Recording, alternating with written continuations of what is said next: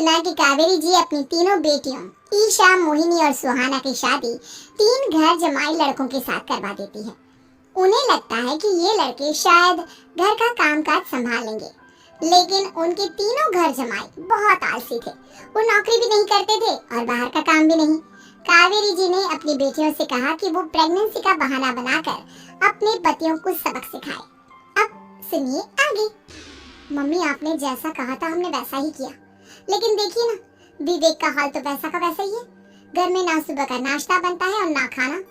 नौकरी पर जाने की बात करूं तो खाने को दौड़ते हैं मुझे। हाँ मम्मी, मैंने भी सुमित को कितनी बार कहा कि अगर नौकरी नहीं करनी तो कोई छोटी सी दुकान ही खोल लो। घर का खर्चा कैसे चलेगा? देखो दोपहर के 12 बजने आए और जनाब अभी तक सो रहे हैं।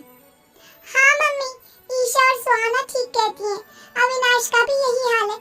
जब मैंने अपनी प्रेगनेंसी के बारे में कहा तो मुझसे कहने लगा, अरे दूसरी लड़कियां तो 9 महीने तक नौकरी करती है, बस डिलीवरी के टाइम छुट्टी लेती है। मोहिनी, तुम भी नौकरी करो। अब मुझे कहाँ नौकरी मिलेगी? मम्मी बताओ अब मैं क्या करूँ? हे भगवान, क्या सोचकर घर जमाई दामाद लाई थी मैं कि मेरी बेटियां मेरे पास रहेंगी और खुश रहेंगी, लेकिन इन आलसी दामादों ने तो हमारी जिंदगी को भी प्रॉब्लम में डाल दिया है। मैं तो कहती हूँ मम्मी, हम लोग वापस अपनी जॉब पे जाना शुरू कर देते हैं। बता देते हैं इन लोगों को कि हमने प्रेगनेंसी का बहाना किया है। नहीं नहीं बेटा, ऐसी गलती भी मत करना।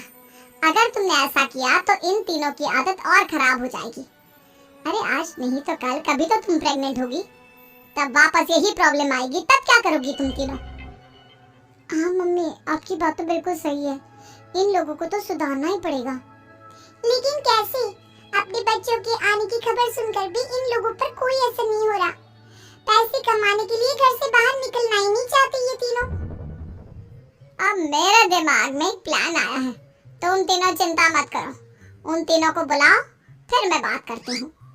थोड़ी देर बाद कावेरी जी अपने तीनों दामादों को सामने बुलाकर अपनी बात कहना शुरू करती हैं। अविनाश, सुमित और विवेक, देखो बेटा, मैं ना तुम तीनों से बड़ा प्यार करती हूँ, इसीलिए तो तुम्हें घर जमाई बना कर रखा है मैंने।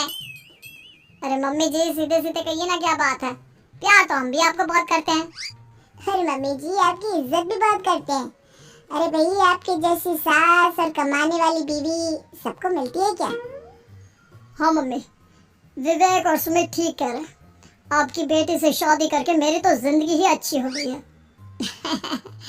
जानती हूँ मैं, और ये भी जानती हूँ कि तुम तीनों अपने अपनी बीवियों से बहुत प्यार करते हो।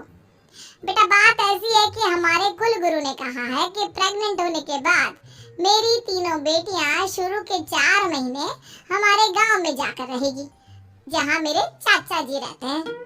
अरे लेकिन क्यों मम्मी, गांव में जाकर रहने की क्या जरूरत है इन तीनों को? वो क्या है ना बेटा, हमारे परिवार को एक श्राप है।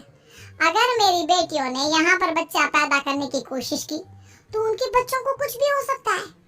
इसलिए अब से लेकर 4 महीने पूरे होने तक इन्हें गांव वाले घर में रहना पड़ेगा। हाँ तो इसमें प्रॉब्लम क्या है मम्मी जी? हम भी वहाँ जाकर रहेंगे, पिकनिक मनाएंगे। अरे भाई बीवी जा, हम भी वहाँ। हाँ यार, आइडिया तो बहुत अच्छा है। शहर की जिंदगी में रह रहकर परेशान हो चुके हैं, अब कुछ दिन गांव में बिताएंगे। तुम लोग समझने की कोशिश क्यों नहीं करते? तुम में से कोई भी वहाँ नहीं जा सकता, और मैं यहाँ रहूंगी ना तुम तीनों के साथ। 4 महीने की तो बात है, उसके बाद ये तीनों ही लौट कर आ जाएंगी। ठीक है मम्मी जी, अब हमारे बच्चों का सवाल है तो ये तो करना ही पड़ेगा। कावेरी अपनी तीनों